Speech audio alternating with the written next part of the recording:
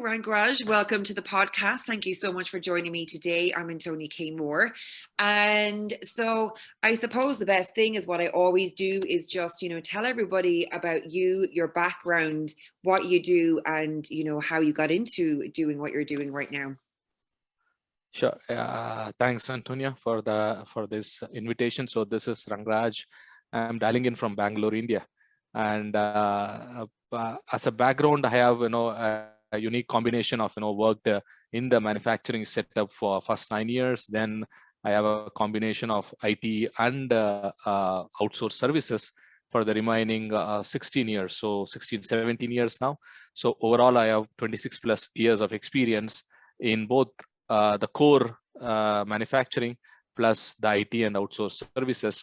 And in the last 17, 18 years, I have been thoroughly been in some or other way associated with transformation, business transformation, you can call me, which has now slowly converted into digital transformation in the past 7, 8 years.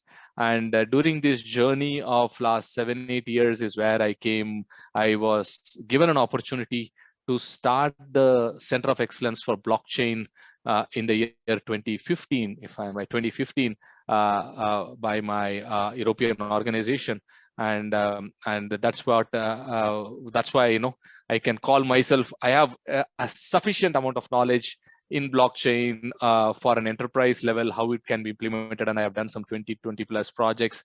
I have done in pilot stages, implemented a few, and that is what the experience which I come forward for this podcast. Antonia. Perfect. And I suppose, the way I would describe blockchain is it's, like an architectural online system that is, I suppose, like self-sustainable in a way. So I suppose, like, what would you, for people that are listening to the podcast they know of blockchain, but they don't really understand what it is, how would you explain to people in simplistic terms what blockchain is? See, in simplistic terms, the three main functionalities of blockchain, which actually differentiates you to the other existing technologies. One, immutability, which is nothing but, you cannot, like if there is any changes made anytime after a transaction has been completed, it will be detected, which is required for any auditable purposes and also required for any corrections. That is one important thing. The second is decentralized, because it is always, that we always have a centralized system. Like, for example, bank is a centralized system, any ERPs, it's a centralized system. Here it is a decentralized system. So at the same time, you, me, and anybody else can have a view of the same data in real time, which is not possible with most of the current technologies.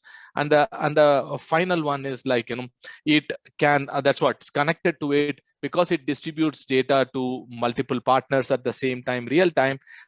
It can be used by multiple partners for their own purposes. So that way, the business growth is very fast, and also it is there is no delays in any of the processes. So these are the three main things. And then if you slightly divulge down, people know more about cryptocurrency because of Bitcoin, but Bitcoin is only one small part of the overall blockchain thing, because that is cryptocurrency side. But the other side, the enterprise blockchain, there are a lot of things happening in the industries, which we will take it forward as you ask me more questions. Sure. Well, I suppose, that's fairly a good explanation. But I suppose, like, let's talk about, cryptocurrencies on the blockchain as well. Can you kind of go into that? Okay, see that if you see that cryptocurrency actually can radically change the way we are doing business in the world, because as already I said, cryptocurrency is based on immutable record of transactions, which is blockchain's main backbone, and this cryptocurrency has the capability to eliminate any third-party authentication which is required today by financial institutions like banks, because without a bank you cannot make a transaction today, because it has to validate the credibility of a data and transactions. But this cryptocurrency, the potential is huge. It can actually change the way the world, actually millions of people today who don't have access to banking services, we can provide them a digital wallet, prevention from any fraud that is happening, and cut out the third-party transaction fees. Because, for example, if I want to transfer money from India to Ireland, it will actually have multiple parties involved and I have to give so many transaction fees. So all these in a minute, cryptocurrencies can eliminate it. And this actually led to a crypto revolution. If you ask me, there are multiple currencies which has come into this, been introduced in the market by different countries, companies from different countries. But this revolution still is being led by Bitcoin, which it was, the concept came in 2008 by an unknown person called Satoshi Nakamoto. From there, it is continuing. And the last and final, if you see, as early as yesterday, India, because I'm coming from India, in our finance budget, the finance minister has levied 30% tax on crypto sale proceedings. That means, they are also slowly, coming to the reality that crypto is going to live for a longer life. So they find that since more transactions are happening, the tax collections is going to really help them. So that's where as early as yesterday it has happened in India. So that is where crypto is there. But just to add one point, where is the biggest hiccup in the cryptocurrency is big, though it is having so many positives. One thing which comes along with it always when everything is positive is the big environmental footprint which it is having, it is impacting the world in a big way. Because crypto has a process called validation process called as mining, and the majority of these cryptocurrencies follow a process called as proof of work, which is the validation process. This proof of work requires massive amount of computer equipments with huge amount of storage required and with a lot of processing capacity. And since the computers get heated so much, they need a large amount of cooling facilities. And because these massive things are required, the major part of this mining currently is being done in China and in Asia side, and Canada in the North American side, because they actually get access to the cheapest form of energy like coal. But since coal, that actually results in a lot of megatons of carbon dioxide being released.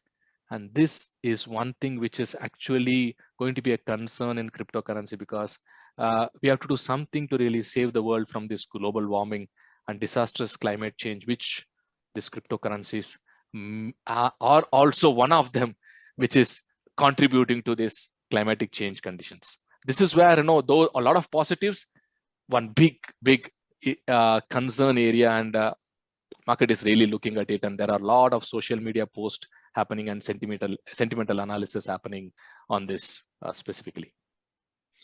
Right. Wow. And I suppose, let's talk about, the sustainability of cryptocurrencies. I mean, how soon do you think they're actually going to be, I guess, streamlined to be, of normal everyday, commercial or just even domestic or everyday use in general?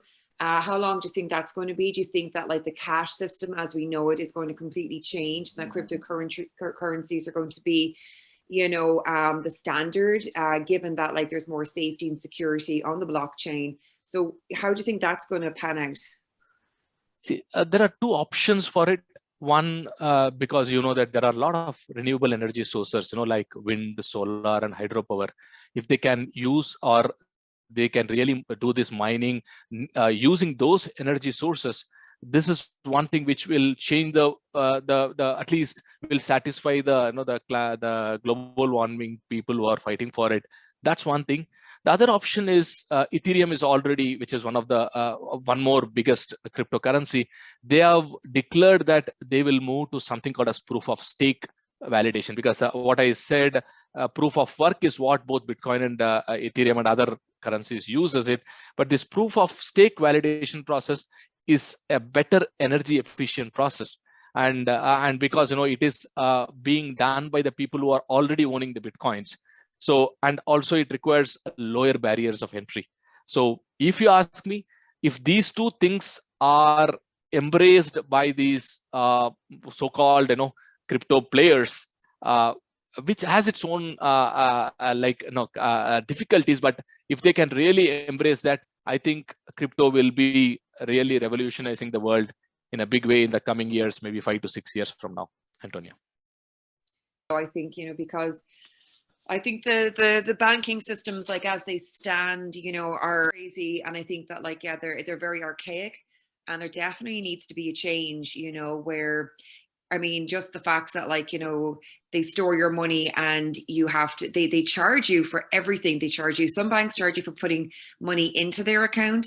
They charge you for, obviously, for having it there, all of this. And I just think it's crazy. I think a lot of people now, particularly in Europe, use Revolut, where there are no banking charges and you can just send money, free as you want. But then, of course, a banker would argue, oh, well, you can't get a mortgage in Revolut. But to be quite honest with you, I just think like mortgages are another archaic issue. I mean, most places in Europe, like in Paris and all of that, they never buy, they just, rent. And I think that's another conditioning of society, particularly in England and actually in Ireland, where it's like, the thing is, you go get a job, you pay your mortgage and your taxes, and this is it. But I think that if you want to get a mortgage, that there's going to be, you can buy mortgages on the blockchain. And that's the beauty of the blockchain as well, is that you can actually, get it done in a matter of a day. Whereas, the standard process for a mortgage, well, definitely in Ireland and England, is that, it can take a year. To process everything. Whereas in the States, I think, property is a little bit more sort of frivolous in a way. So therefore they can get that sorted within like maybe a month or two. But with the blockchain, you can literally be able to go on and you're going to be able to get your mortgage and buy a property in the space of an entire day. Keys sent you and everything. So that's going to be interesting and exciting, because I'm not a fan of the banking system whatsoever. So I'm looking forward to, cryptocurrencies and the blockchain being active in everyday life for everyday people in the near future. Absolutely. So listen, thank you so much for joining me, and tell people where they can find you. So my personal email ID and also my LinkedIn is there. My personal email ID is ranga1972@gmail.com. Anytime Ranga is my first 5 letters of my name, and 1972@gmail.com is one. And my LinkedIn profile, you can check for Rangaraj Sriramulu, and you can connect to me, and I will be very happy to share my experience on blockchain to anyone who is there, please. Very interesting. Absolutely. That sounds great. Well, listen, thank you so much for joining me on the podcast today, and best of luck with everything. And thank you. And yeah, hopefully, we'll maybe have you back on again in the future. Thank you then. Have a great day. You too. Bye for now. Bye.